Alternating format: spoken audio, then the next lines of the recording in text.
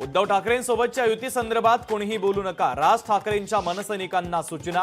परदेशातून मुंबईत आल्यावर 29 एप्रिल रोजी राज ठाकरे स्वतः भूमिका स्पष्ट करण्याची शक्यता।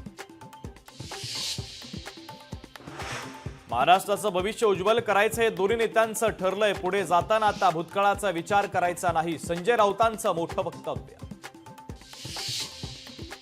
ठाकरे बंधू एकत्र आल्यास कायमचं शेतात जाऊ, संघाच्या शाखेत जाऊ अशी काहींना भीती, संजय राऊतांचा शिंदे फडणवीसांना खोचक टोला। रणजित कासलेच्या पोलीस कोठडीमध्ये वाढ, बीड कोर्टानं सुनावली 23 एप्रिल पर्यंत पोलीस कोठडी। पुण्यातील गर्भवती महिला मृत्यू प्रकरणी महाराष्ट्र मेडिकल काउन्सिलच्या समोर सुनावणी पार पडली, तर डॉक्टर घैसा सुनावणीसाठी उपस्थित राहिले नसल्याची माहिती। अश्विनी बेदरे हत्या प्रकरणी आरोपी अभय कुरुंदकरला जन्मठेप, पनवेल सत्र न्यायालयाचा महत्त्वाचा निर्णय।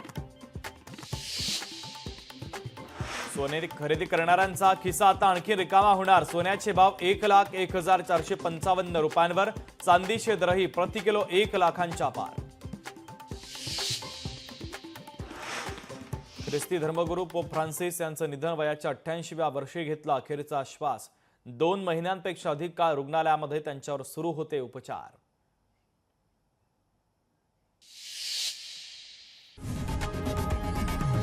लोकशाही मराठी ऐका, पहा, जागरूक रहा।